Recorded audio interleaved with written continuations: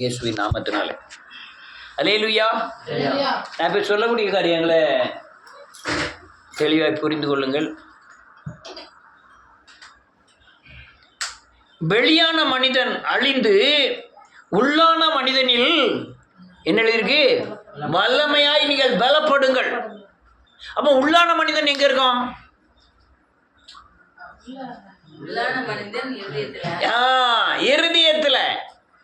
இருதயத்துல இருக்கிற மனுஷன், வெளிய சரீரத்துல இருக்கிற மனுஷன் வேறு, இருதயத்தில் இருக்கிற மனுஷன் வேறு. முதல்ல என்ன செய்யறான்? இருதயத்தின் மனுஷனும் வெளியான மனுஷனும் சேர்ந்துதான் கிரியை செய்துகிட்டு இருந்தான். அவன் இருதயம் சொல்லுவான், நீ அங்க போனா சரீரம் அதை செய்யணும், அந்த சரீரம் உடனே செஞ்சிட்டு இருந்தது. அல்லேலூயா. இப்ப உள்ள மனுஷன்ல அவர் அந்த மனுஷன் விலகி பரிசுத்த ஆவியானவருடைய கிரியை செய்யக்கூடிய கிறிஸ்து இல்ல, பரிசுத்த ஆவியானவர் மனித ஆவியை நீக்கி கிறிஸ்துவின் ஆவி உட்கார்ந்ததுனால, பரிசுத்த ஆவி உட்கார்ந்ததுனால பழைய மனுஷனை எல்லாம் என்ன செஞ்சிட்டாரு? களைந்து போட்டுட்டார். அல்லேலூயா. புதிய மனுஷனை நாம் தரித்து கொண்டிருக்கிறோம். இந்த பழைய மனுஷன் ஆகிய புதிய மனுஷன், இந்த பழைய மனுஷனாகிய வெளி மனுஷனை கொஞ்சம் கொஞ்சமா கிரியைகளை அழித்து கொண்டே இருப்பான். அல்லேலூயா. இப்ப ஏன்னா இந்த உள்ள இருதயத்தில் இருக்கிற அந்த பழைய மனுஷனை, ஆவி மனுஷனை, மனித ஆவியை நீக்கிட்டு நாம் மனம் திரும்பி பாவ மன்னிப்பின் நிச்சயத்தை பெறும் பொழுது, பரிசுத்தாவியை இருதயத்தில் தங்கினவுடன் நாம் சரீரத்தின் கிரியைகளாகிய பழைய மனுஷன், மாம்ச மனுஷனை கொஞ்சம் கொஞ்சமா அழிச்சுக்கிட்டே இருப்பார்.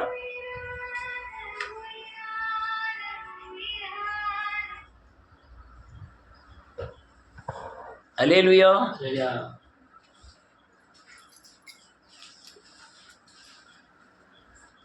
கொஞ்சம் கொஞ்சமா அந்த பழைய மனுஷன் அந்த பழைய மனுஷனை உள்ள ஆவி பெற்ற இந்த பரிசுத்த ஆவியானவர் கொஞ்சம் கொஞ்சமா அழிச்சுக்கிட்டே இருப்பார். அல்லேலூயா.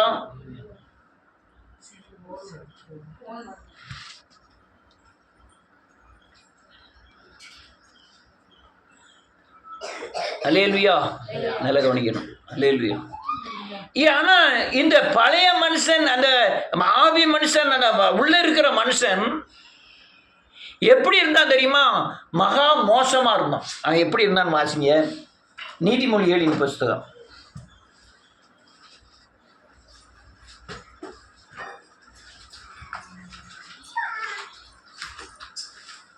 பழைய மனிதனின் சுபாவங்கள் 26வது அதிகாரம் 22வது வசனத்திலிருந்து வாசிக்கலாம். 26வது அதிகாரம் 22வது வசனத்திலிருந்து.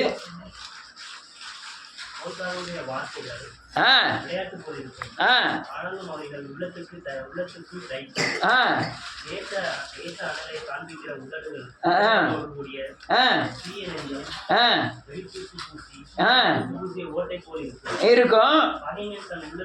ஆமென். ஆமென். ஆமென். இதம் பேசினாலும் நம்பாதே. 7 அருவருப்புகள் உண்டு, வஞ்சகமாய் மறைத்து. ஆமென். இவ்வளவு காரியமும் அந்த பழைய மனுஷனுக்குள்ள இருக்கு. அல்லேலூயா. அந்த இருதயமானது மகா திருக்குள்ளதும் கேடுள்ளதுமாய் இருக்கிறது.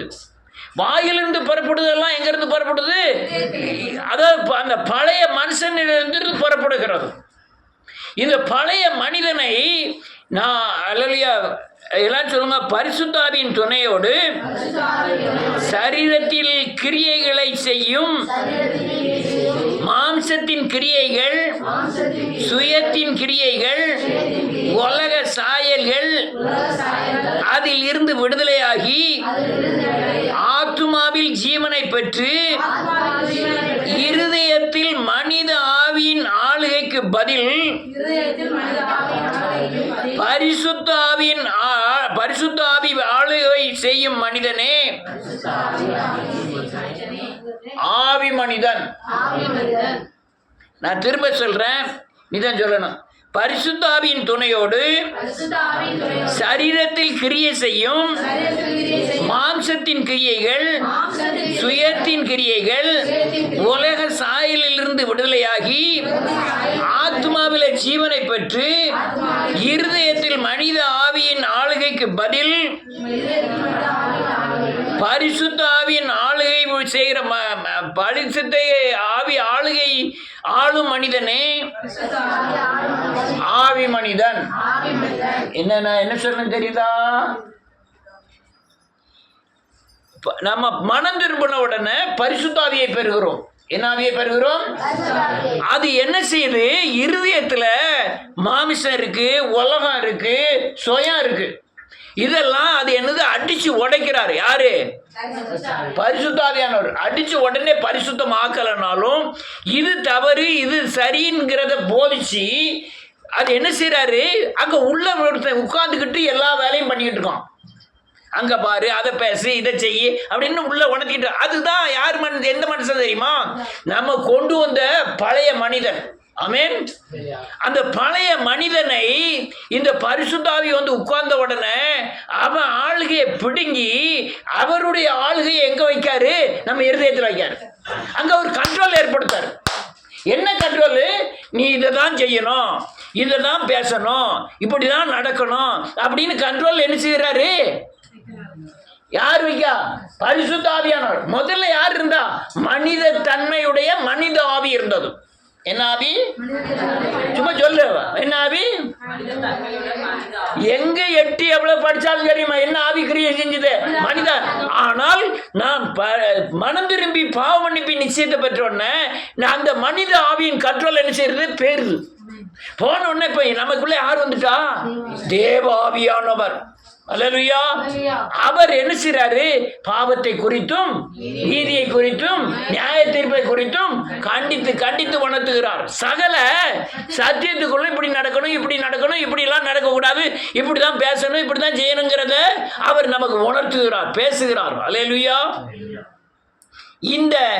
இந்த மனித ஆவி, இந்த மனித ஆவி எவ்வளவு தூரம் ஆளுகை செய்யறதுன்னா, ஒரு சரீரத்துல மாம்சத்தின் கிரியை எவ்வளவு தூரம் ஆளுகை செய்யறதோ அவ்வளவு தூரம் தான் மனித ஆவி எங்க வேலை செய்யுது? இதயத்துல.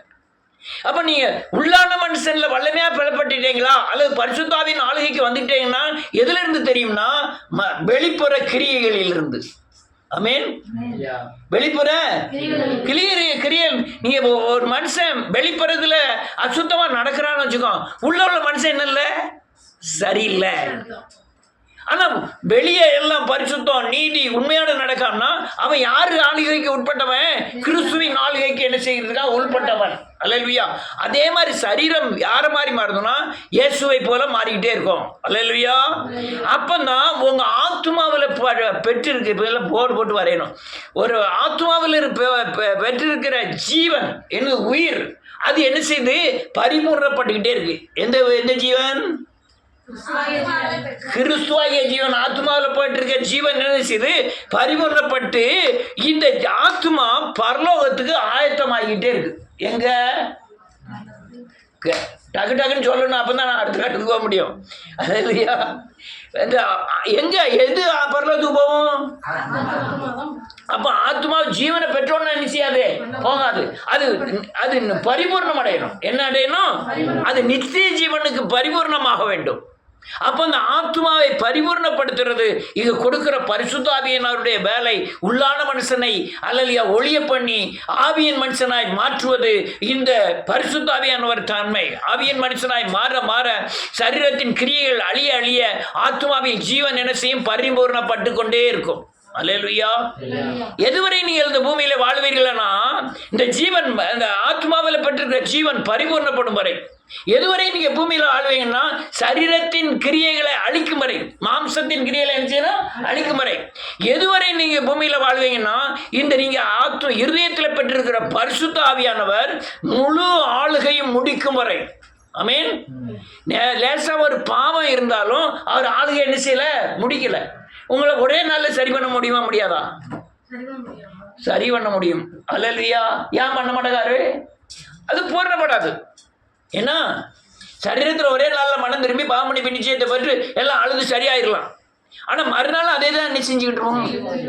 ஆனால் கொஞ்சம் கொஞ்சமாக செஞ்சால் தான் என்ன செய்ய முடியும்? செய்ய முடியும். இப்போ நீ வாசிக்கிறது நான் முதல்ல சொன்னது புரிஞ்சுக்கிட்டீங்களா? என்ன புரிஞ்சுங்க?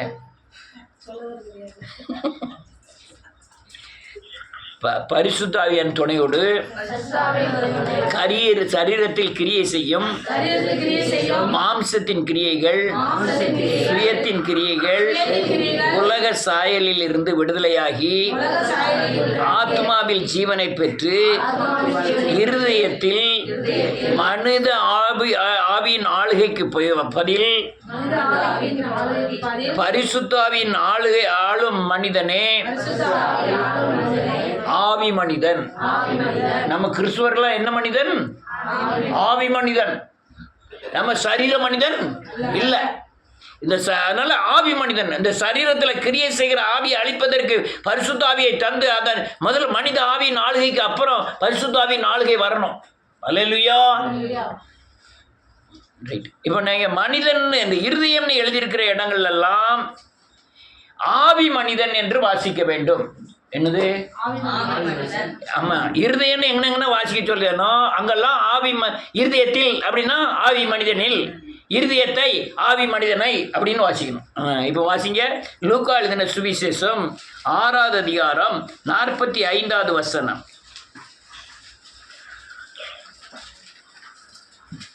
செல்லுனாலும் வாசிக்கலாம்.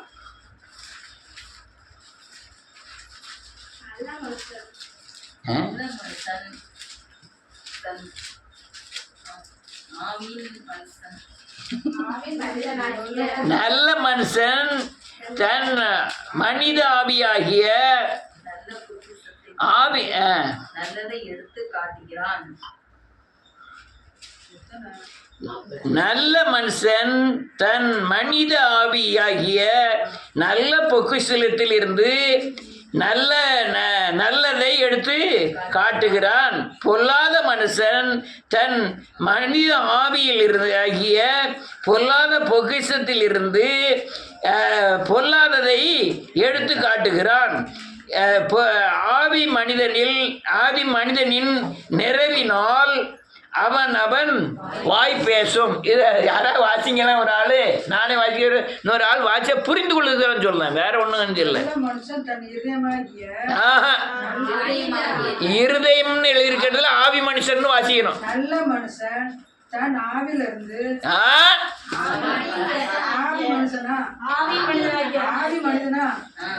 நல்ல மனுஷன் தன் ஆதி மனிதனாகிய நல்ல பொக்கிஷத்திலிருந்து நல்லதை எடுத்து காட்டுகிறான். பொல்லாத மனுஷன் பொல்லாத ஆதி மனிதனாகிய பொல்லாத பொக்கிஷத்திலிருந்து பொல்லாத எடுத்து காட்டுகிறான். பொல்லாத மனுஷன் தன் ஆவி மனிதனாகிய பொல்லாத பொக்கிஷத்திலிருந்து பொல்லாததை எடுத்து காட்டுகிறான். ஆவி மனிதன் நீ நிறைவினால் அவன் நாவு வாய் பேசும். என்ன எழுதிருக்கு?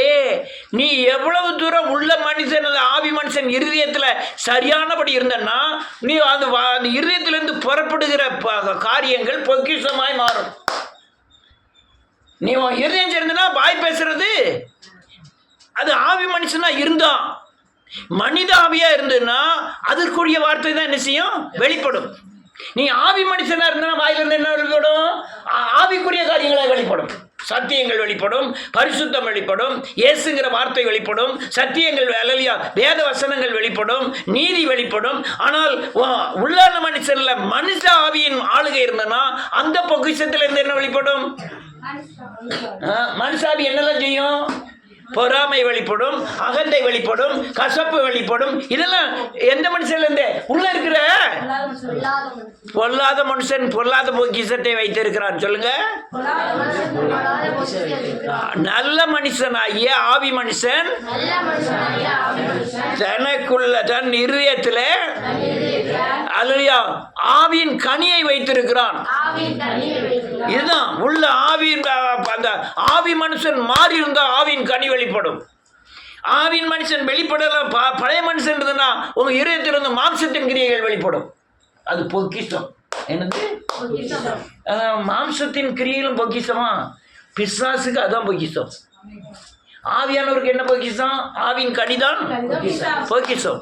நீங்கள் என்ன கனின்னு நீங்கள் பார்த்துக்கிடுங்க. உங்கள் இருதயம் பொக்கிஷமாகிய நீங்கள் ஆவி மனுஷனாக இருந்ததுன்னா உங்கள் உள்ளே இருந்து வருகிற காரியங்கள் பூரா கனியாய் வெளிப்படும். ஆமென். இன்னொரு வசனத்தை வாசிப்போம். பரிசுத்த ஆவி ஆளுகை செய்யும் இடமாகிய இருதயம் மாம்சம் உலகத்தின் ஆளுகைக்கு உட்பட்டது. அப்போஸ்தலர் நடவடிக்கைகள் புத்தகம் 8ஆம் அதிகாரம் 22வது வசனம்.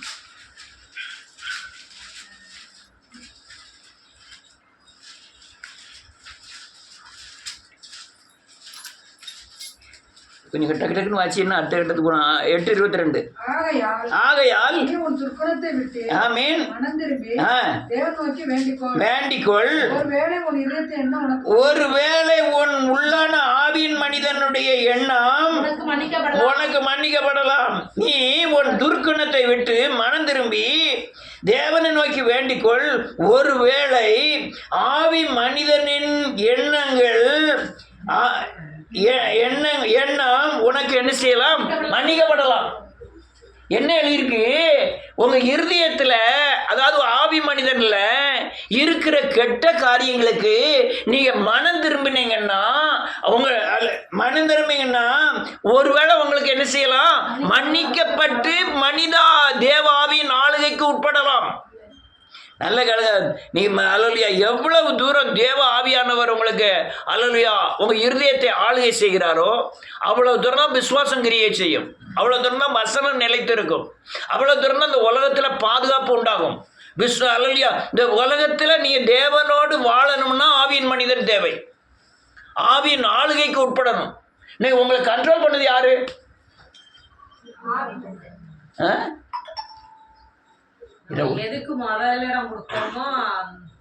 ஆமா.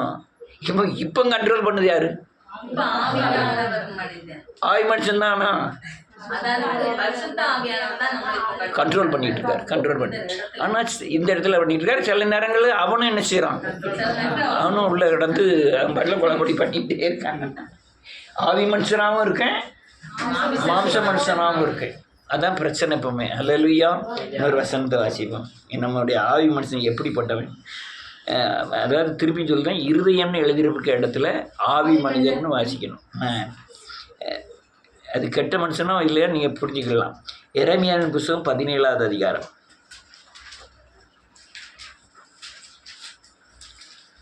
9வது வசனம்.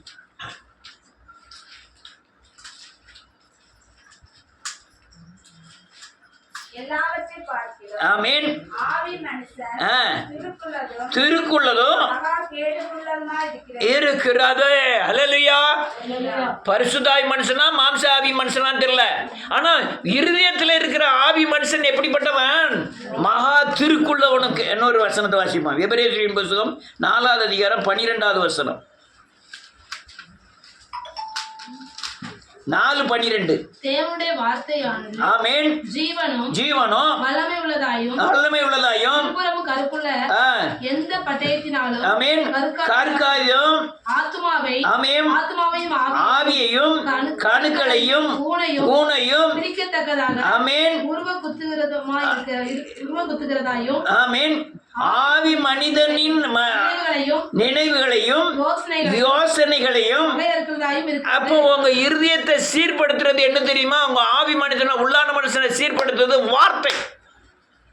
தேவ வார்த்தையானது அல்லேலூயா ஜீவனும் வல்லமையும் உள்ளதாயும் இருபுறம் கருக்குள்ள எந்த பட்டயத்திலும் கருக்குள்ளாதையும் ஆத்துமாவையும் ஆவியையும் கணுக்களையும் ஊனையும் பிரிக்கத்தக்கதாக உருவ குத்துகிறதாயும் ஆவி மனிதனின் நினைவுகளையும் யோசனைகளையும் வரையறுக்கிறதாகவும் வேதவசனங்கள் இருக்கிறது. அல்லேலூயா. ரொம்ப குழம்புதுன்னா இருதயம் ஆவி மனுஷன்னா புரிஞ்சுக்கணும். நல்லா புரிஞ்சுக்கிட்டதுக்காண்டி தான் நான் அந்த இது டாப்பிக்கில் எடுத்தேன். நன்றியோடு கூட துதிக்கிறேன். அப்போ இருதயத்தின் ஆளுகை எந்த மனுஷனுக்கு நீங்கள் இடம் கொடுக்குங்கிறது தான் உங்கள் எதிர்கால வாழ்க்கை. உங்கள் இருதயத்தில் என்ன எதுக்கு இடம் கொடுக்கீங்களோ அதான் உங்களுடைய பாதுகாப்பு. அல்லேலூயா. இன்னும் வாசிப்போம். இன்னொரு வசனத்தை வாசிப்போம். அல்லேலூயா. 1 பேதுருவின் புத்தகம் 3ஆவது அதிகாரம் 4வது வசனம்.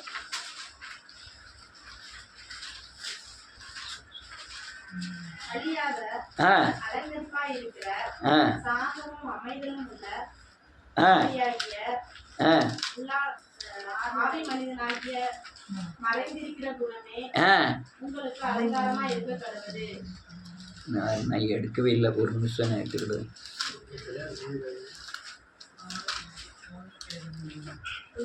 1 பேதுரு 3வது அதிகாரம் 4வது வசனம். நல்ல கிழங்கு அழியாத அலங்கரிப்பாய் இருக்கிற சாந்தலும் அமைதலுமாகிய ஆவி மனிதனில் மறைந்திருக்கிற குணமே உங்களுக்கு அலங்காரமாய் இருக்க கடவது. அதுவே தேவனுடைய பார்வையில் விலையேறப்பட்டது. திரும்ப வாசிக்க. அழியாத அலங்கரிப்பாய் இருக்கிற சாந்தமும் அமைதலும் உள்ள ஆவியாகிய ஆவி மனிதனில் மறைந்திருக்கிற குணமே உங்களுக்கு அலங்காரமாய் இருக்க கடவுது. அதுவே தேவனுடைய பார்வையில் விலையேறப்பட்டது. எது அலங்கரிப்பு? உங்க உள்ள குணம் எப்படி இருக்கு? அல்லேலூயா. சாந்தம் இருக்கா? அமைதல் இருக்கா? அதுதான் நீ ஆவி மனிதனுடைய அலங்காரம். எப்படி இருக்கு? எங்களுடைய அடையாளமே அதான். ஆமென். உங்க உள்ளான மனுஷன், உங்க குணம் எப்படி இருக்கு? அதுதான் உங்களுடைய ஆவி மனிதன். ஆமென். உள்ள மனுஷன் எப்படி இருக்காங்கிறது தான் உங்க ஆவி. எதனால நம்ம நெருக்கப்படுறோம் சொல்லுங்க பாப்போம். நம்ம உலகத்துல எப்படி எதுனாலும் நெருக்கப்படுறோம்? இந்த அக்கா நல்ல குணமான அக்கா, நிசி அக்கா ரொம்ப குணமான அக்கா, வீட்டுக்கு போகிறதுக்குள்ளே காப்பி போட்டு கொண்டு வந்து கொடுத்துருவா, 2 பிஸ்கட்டை கொண்டு வந்து கொடுப்பான், அவன் தம்பி பிடிக்கிட்டே பாடிப்பான். இல்லையா? அதுவா?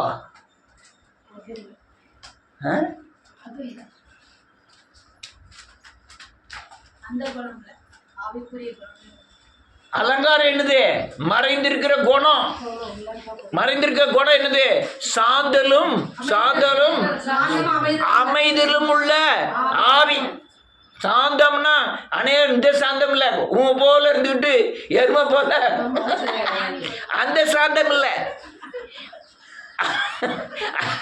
அந்த சாந்தம் வேற, இணங்கும் சாந்தங்கள் வேற, சகிக்கும் சாந்தங்கள் வேற, பொறுக்கும் சாந்தங்கள் வேற.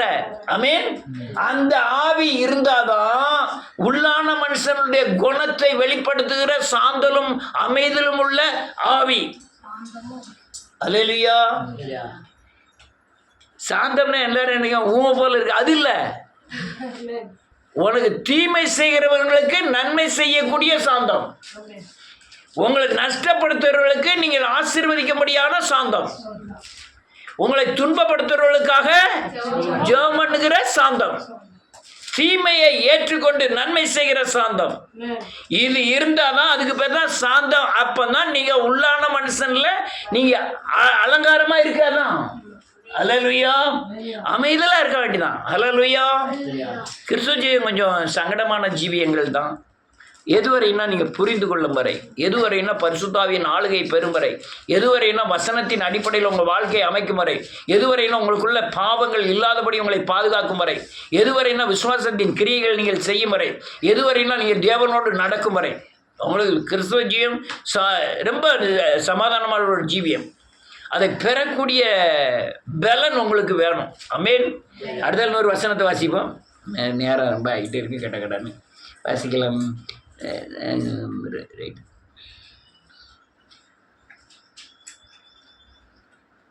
ரெண்டு கொரிந்தியரின் புஸ்தகம் 3வது அதிகாரம்.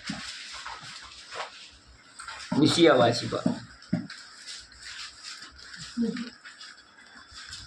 6வது வசனத்திலிருந்து யாராவது வாசிக்கலாம். புது உடன்படிக்கை ஊழியக்காரராக இருக்கும்படி. ஒரு நிமிஷம்,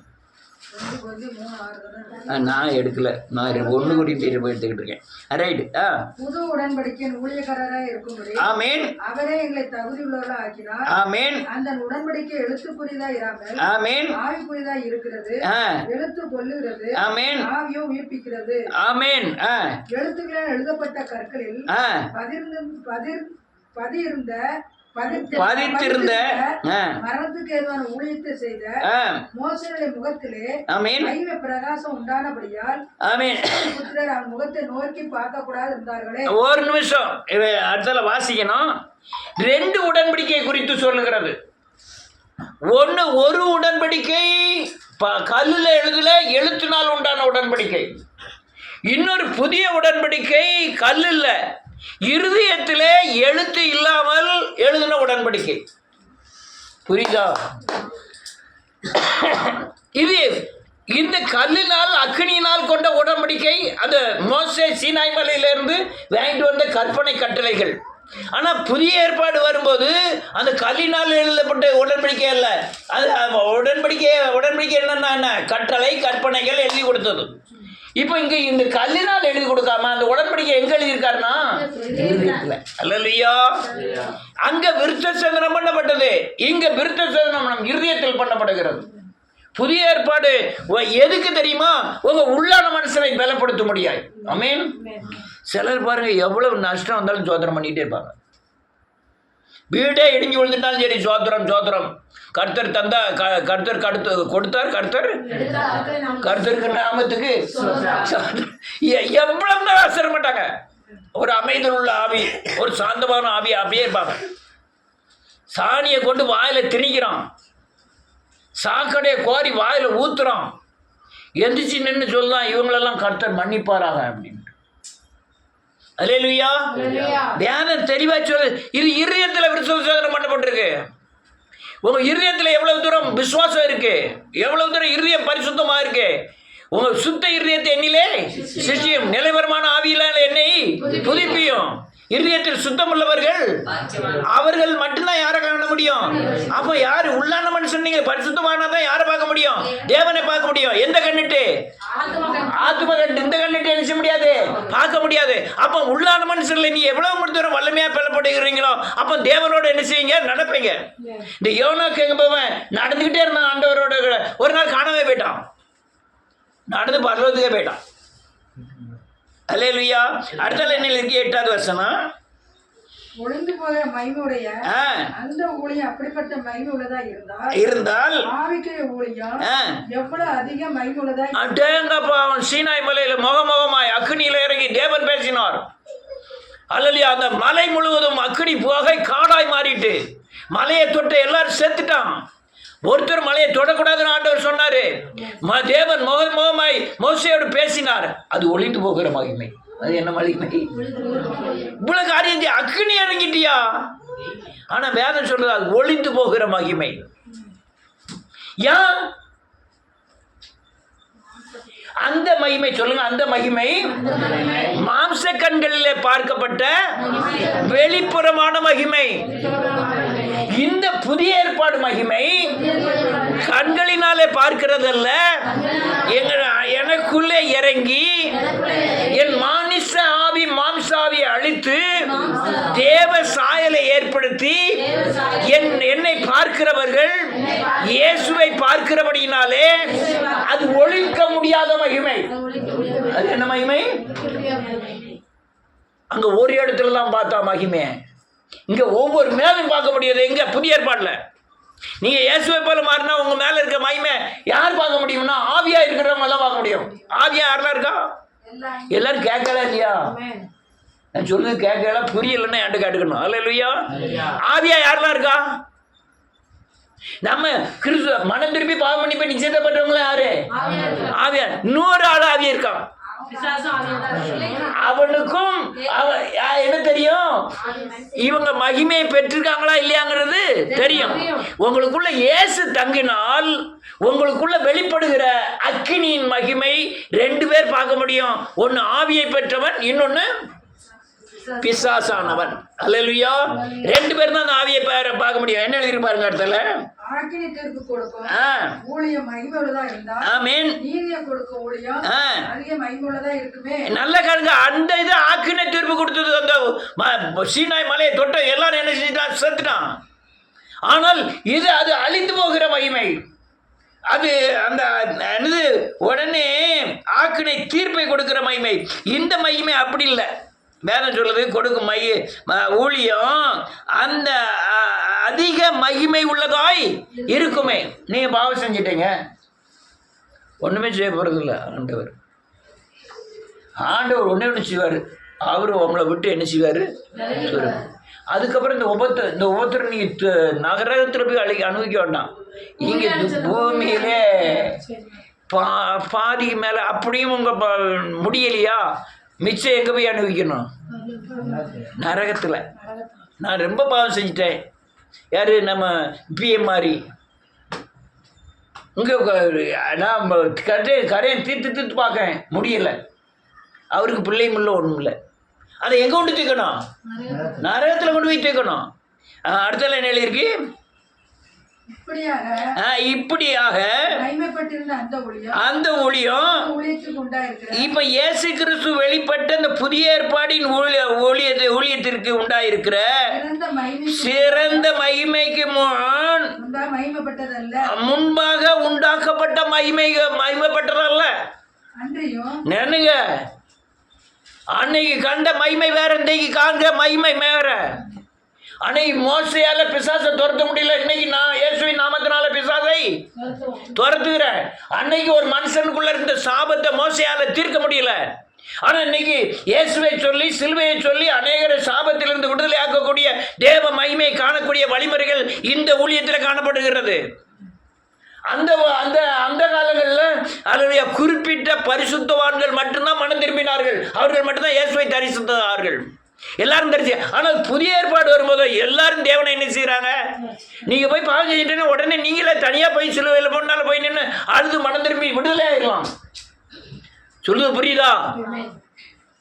ஆனா பழைய ஏற்பாடு காலங்களில் அப்படியெல்லாம் செய்ய ஏன்? சிலுவையில் ரொம்ப பக்தியா இருந்தாதான் 2000 வருஷத்துக்கு பிறகு மரிக்கக்கூடிய இயேசு அப்பமே தரிசனமாகி விடுதலை ஆக்குவார்.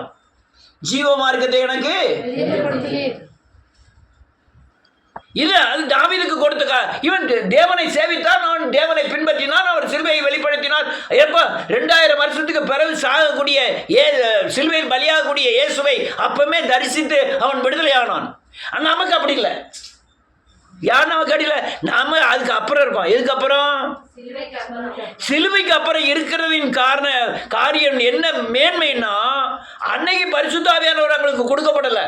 இப்போ பரிசுத்தாவியானவர் என்ன செய்யறாரு? கொடுக்கப்படுகிறார். நான் மனம் திரும்பினோம்னா உடனே ஒரு திரித்துவ தேவனில் ஒருவர் என்ன செய்யறாரு? எனக்குள்ள வந்துடுறாரு. அல்லேலூயா. அவர் வந்து என்னை அல்லேலூயா இயேசுவை போல மாற்றி அந்த மகிமை என் மேல என்ன செய்யறாரு? காணப்பட செய்கிறார். அல்லேலூயா. அடுத்த நிலையில இருக்கு, நேரம் ஆயிட்டு. அன்றியும் ஒளிந்து போவதே மகிமையுள்ளதா இருந்தாலும் ஆமென், நிலைத்திருப்பது அதிக மகிமையுள்ளதா இருக்குமே. நான் சொல்றது மகிமை எல்லாம் புரியுதா உங்களுக்கு? தேவன் தங்குதனால நமக்கு உண்டான மேன்மை. தேவன் தங்கலைன்னா இருந்தோம். தேவன் தங்குறதுனால சந்தோஷமா இருக்கும். அடுத்த சொல்லுங்க, நேரம் ஆயிட்டு. ஒளிந்து போவதின் முடிவை நோக்கி பாராதபடிக்கு ஆமென் மோசே தன் முகத்தின் மேல் முக்காடு போட்டுக் கொண்டது போல ஆமென் நாங்களும் போடுகிறதில்லை. நல்ல காலங்க, அந்த காலத்துல இருதயத்துல அவங்க முக்காடு போட்டிருந்தான். அல்லேலூயா. தலையில முக்காடு போட்டிருந்தோம். ஏன்னா அதை பார்க்க கூடாது இருந்தது. அந்த மகிமை என்ன செய்யக்கூடாது? பார்க்க கூடாது இருந்தது. அவ்வளவு மகிமையா அந்த மேகமும் அந்த அக்னியும் புகை காடுமா இருந்தது. அந்த மகிமை அவனால என்ன செய்ய முடியல? பார்க்க முடியல.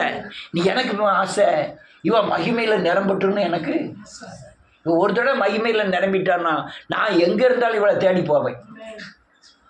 யார?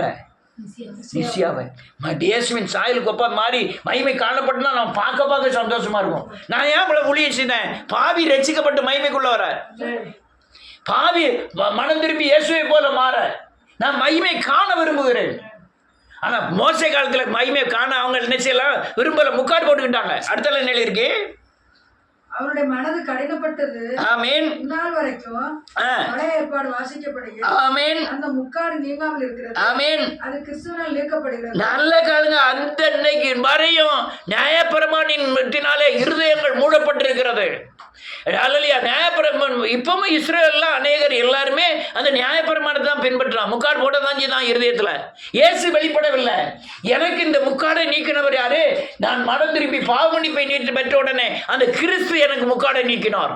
அல்லேலூயா. நான் பழைய ஏற்பாடு ஊழியக்காரன் அல்ல, புதிய ஏற்பாடு ஊழியக்காரன். பழைய ஏற்பாடு வெப்பமும் வெளிப்புறமாய் கண்ட மகிமை அல்ல, நான் எனக்குள்ளே இயேசுவின் மூலமாய் வெளிப்படுகிற மகிமையை காண்கிறேன். ஆமென். அதுதான் பழைய மனுஷனுடைய அலங்காரம். எந்த மனுஷனுடைய? ரைட். அடுத்தால மோசேயின் ஆகமங்கள் வாசிக்கப்படும் போது ஆமென் இந்நாள் வரைக்கும் முக்காடு அவர்கள் இருதயத்தின் மேல் இருந்துக்கிறதே. அவர்கள் கர்த்தரிடத்தில் மனந்திருக்கும்போது ஆமென் அந்த முக்காடு எடுபட்டு ஆமென். அவங்க கூட கர்த்தரிடத்தில் மனம் திரும்பணும். நான் நியாயப்பிரமாணத்தின் உட்பட்டவன் அல்ல, ஆவியின் பிரமாணத்திற்கு உட்பட்டவன். ஆவியானவர் எனக்கு எல்லா சகல சத்தியத்தையும் போதிக்கிறார். அன்னைக்கு பலகையில் எழுதி வச்சுட்டு வாசிட்டு இதன்படி நடக்கணும். ஓய்வு நாள் அன்னைக்கு விறகு கூட பொறுக்கப்படாது, சோறு பொங்கப்படாது, நீ இல்லையா ஒரு ஆட்டுக்குட்டி கொண்டு வரணும், ஒரு புறா குஞ்சு, இதெல்லாம் பழைய ஏற்பாடு திட்டங்கள். நான் ஒன்றுமே வேண்டாம், எனக்கு இயேசு பலியானார்னு வர்றேன். என்னமோ கொண்டு தெரியலாம். ஆடு மாடு எதுக்காக வந்திருக்கீங்க? என் பாவத்தை தீர்க்க இயேசு பலியாயிட்டார். நான் அதை நினைவுகூறும்படியாக வந்திருக்கேன். ஆமென். அவன் புதிய ஏற்பாடுக்கு எனக்கு எந்த முக்காடு தேவையில்லை. பழைய ஏற்பாடு முக்காடு பண்ண. ஆனால் புதிய ஏற்பாடில் ஏசு சிலுவையை பார்க்கும்போது என் இருதயத்தில் இருந்த எல்லா முக்காடும் என்ன செஞ்சுட்டு நீங்கி போயிட்டு, நீங்கள் வேண்டாம், நீ வரும்போது எவ்வளோ முக்காடோடு வந்தீங்க?